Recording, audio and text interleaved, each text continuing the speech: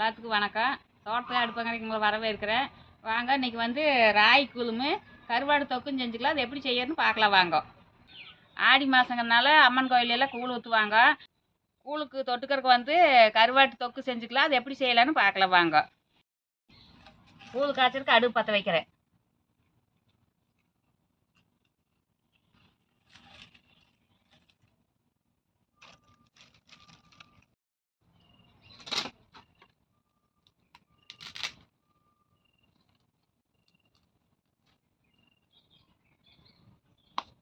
எரியுது.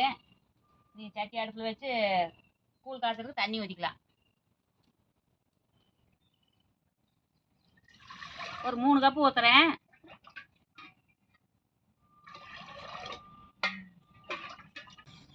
தண்ணி 3 கப்பு ஊற்றுறேன். எச்சா இருந்தாக்கா ஒரு கப்பு மோந்து வச்சுக்கலாம். அப்புறம் மாவை கரைச்சி ஊற்றி கூழ் கட்டியான ஒரு படம் சுடு தண்ணி இருந்தால் ஊற்றிக்கலாம். அதனால் வந்து நான் கொஞ்சம் தண்ணி எச்சாவும் ஊற்றிருக்கிறேன்.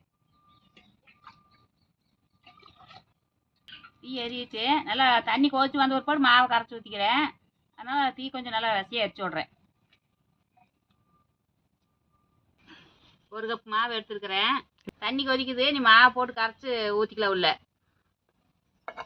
தண்ணி ஊற்றி கரைச்சி ஊற்றுறேன். கட்டி இல்லாமல் தண்ணி ஊற்றி நல்லா கட்டி இல்லாமல் நல்லா கரைச்சிக்கோணும்.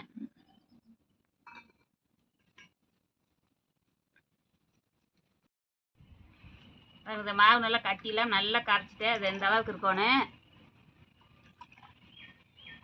கட்டி இல்லாமல் கரைச்சி ஊற்றினாத்தான் அங்கே கட்டி சேராது. இல்லைன்னு நம்ம கட்டியே கரைச்சி ஊற்றினா அது மாவு உள்ள அப்படியே இருக்கு.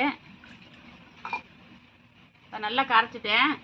தண்ணி கொதிக்குது. தண்ணி ஒரு 1/2 கப் மோந்து வச்சுக்கலாம். தண்ணி அதிகமாக தெரியுது. அப்புறம் பத்திரினா கூட மறிச்சு ஊற்றிக்கலாம். சுடு தண்ணி இருக்குனாலும் ஊற்றிக்கலாம்.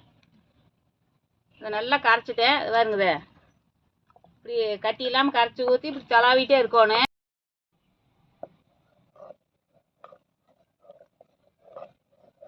நல்லா கொதிச்சு வருது. இப்படி கிளறிக்கிட்டே இருக்கணும். இல்லைன்னா அடி பிடிச்சிரு. இப்படி தீயை சிம்மில் வச்சு எரிச்சிட்டு கிளறிக்கிட்டே இருக்கணும். வேறு அப்படியே கொஞ்சம் கொஞ்சமாக கட்டி சேர்ந்துட்டு வருது. அதனால் அடி பிடிச்சிக்கும். கொஞ்சம் நேரத்துக்கு இருக்க இப்படி அலாசி விடணும்.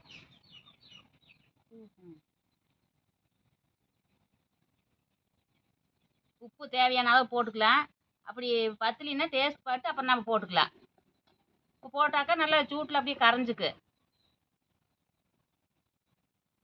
அப்புறம் வந்து 600 ரூபாய் நம்ம தயிர் ஊற்றி கலக்குவோம். அப்போ வந்து போட்டாக்கா கரையாது. அதனால் உப்பு போட்டுப்பு எப்படி ஒரு 1/4 மணி நேரம் இது நல்லா கொதிக்கணும்.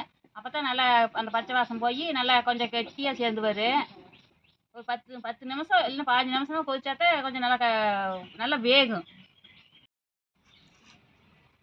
கருவாட்டில் மண்ணெல்லாம் இருக்குது. அது சுடு தண்ணியில் தான் ஊற வைக்கணும். இது வந்து செலாக்கெல்லாம் இப்படி சிரண்டி எடுத்துட்டு இதில் வந்து தலையெல்லாம் எடுத்துட்டோம். தலை இருந்தால் கசப்பாக இருக்கணும். தலையெல்லாம் அக்கட்டை பிச்சு எடுத்துட்டு இது வர செலம்பு இதெல்லாம் இருக்குது. இதெல்லாம் சுரண்டி இப்படி எடுத்துட்டு சுடுதண்ணியில் ஊற வச்சுக்கணும். சுடுதண்ணியில் ஊற வச்சா அதில் மண் உப்பு எல்லாம் கொஞ்ச நேரம் ஊற வச்சோம்னா அந்த தண்ணி மோந்து வச்சுருக்க சுடுதண்ணி அந்த தண்ணியை கருவாட்டுக்கு ஊற்றி நல்லா ஊற வச்சுக்கலாம். பாருங்க ஆய் பறக்குது.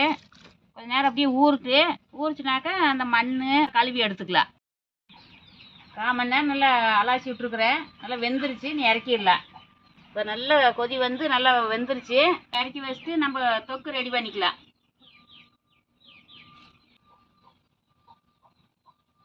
கூழ் ஆட்டு நீ கருவாட்டு தொக்கு செஞ்சுக்கலாம்.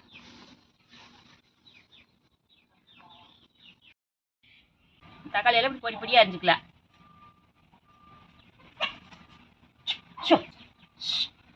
கோழி பாருங்க தக்காளிக்கு வருதுல்ல. வெங்காயம் தக்காளிக்கு 200 கிராம் கருவாட்டுக்கு 3 தக்காளி போடுறேன்.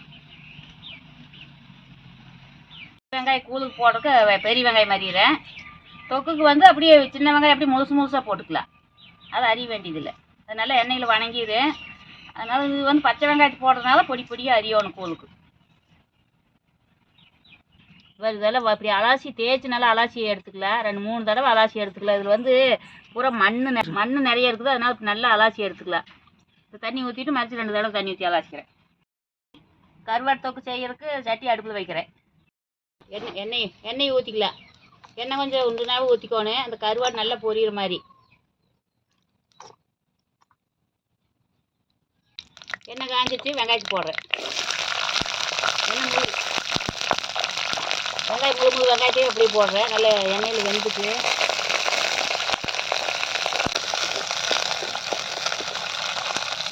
கருவேப்பிலை 2 கொத்து போடுறேன்.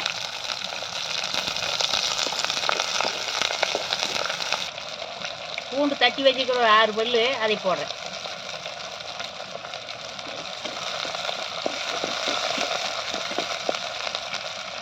தக்காளி நறுக்கி வச்சுருக்கிறேன், தக்காளியும் போடுறேன்.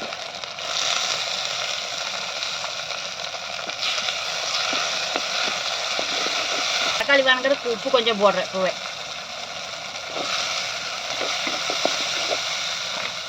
தக்காளி உப்பு போட்டாக்க சீக்கிரம் வணங்கிடு, இல்லைன்னா கொஞ்சம் லேட்டாக வணங்குறது. வெங்காயம் தக்காளி வணங்கிடுது. நீ கொத்தமல்லி பொடி போடுறேன். 2 ஸ்பூன் போடுறேன். மிளகாப்பொடி 2 ஸ்பூன் போடுறேன். மஞ்சத்தூள் ஒரு 1/2 ஸ்பூன் போடுறேன். காஷ்மீர் மிளகாப்பொடி 1 ஸ்பூன் போடுறேன் கலருக்காக. நீ கருவாடு போட்டுக்கலாம், எல்லாம் வணங்கிடுது. கருவாடு போடுறேன்.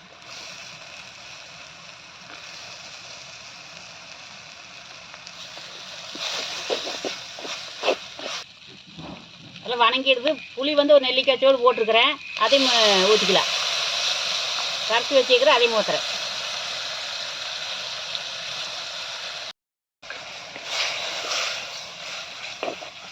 கொஞ்ச நேரம் இப்படி இதில் வேவிட்டு தக்காளி வணங்குறதுக்கு உப்பு போட்டுக்கிறேன். உப்பு எப்படின்னு டேஸ்ட் பார்த்துட்டு அப்புறம் மறுச்சு உப்பு போட்டுக்கலாம்.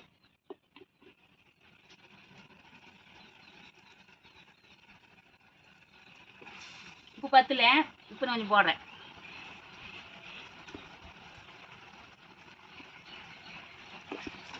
வேகறக்கா கொஞ்சம் தண்ணி ஊற்றுறேன்.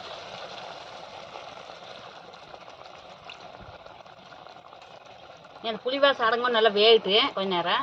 புளிவாசம் அடங்கிடு, கருவாடு நல்லா வெந்துரு. இன்னொரு கொஞ்ச நேரம் வேகட்டு வந்துடும். தண்ணி கொஞ்சம் ஊற்றிக்கலாம். ஊற்றி ஒரு கலரி விட்டு சித்த வேகட்டு.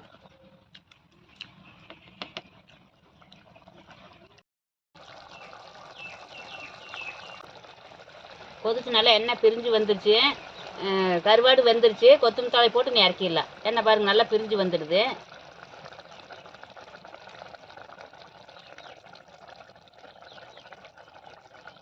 ரெடி ஆயிடுச்சு. இறக்கி வச்சுட்டு சாப்பிட போகலாம் வாங்க.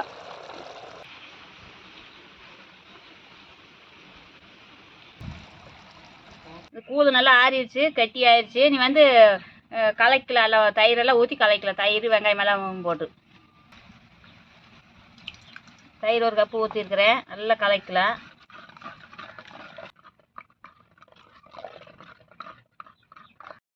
கழுவிக்கலாம் தண்ணி ஊற்றி. கொஞ்சம் கெட்டியாக இருக்குது, அதனால் தண்ணி ஊற்றி கழுவிக்கலாம். ஆப்பி வச்சு நல்லா கலந்துக்கலாம்.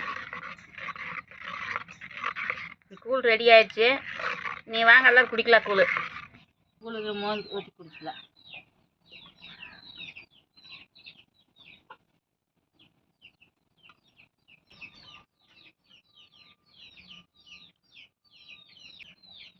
பெரிய வெங்காயம் போட்டிருக்கிறேன், பச்சை வெங்காயம், இதை கொத்தமல்லி தழை 2 போடுறேன். கருவேப்பிலை தழை கொஞ்சம் போட்டுக்கலாம். தொக்கு தட்டச்சட்டியில் ஊற்றிக்கலாம். வாங்க எல்லாம் சாப்பிட்லாம்.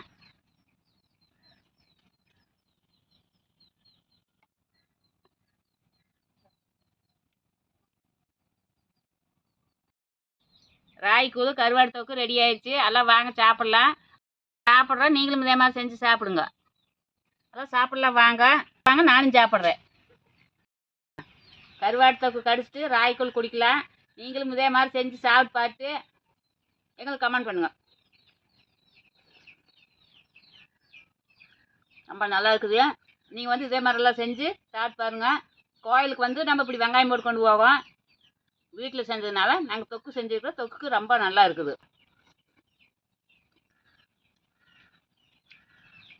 கருவாடு பாருங்க பார்க்குறக்கே நல்லா இருக்குது. இன்னும் கொஞ்சம் சேர்த்து கூழ் குடிக்கலான்னு இருக்குது. இது கடிச்சிட்டு சாப்பாடுக்கு. எங்கள் சேனலில் சப்ஸ்கிரைப் பண்ணாமல் பார்த்துருக்குறீங்க, அதாவது சப்ஸ்கிரைப் பண்ணுங்கள். நாங்கள் இன்னும் புது வீடியோ கொடுப்போம். நீங்கள் அடுத்தடுத்து பார்த்துட்டே இருக்கலாம். பாய், நன்றி.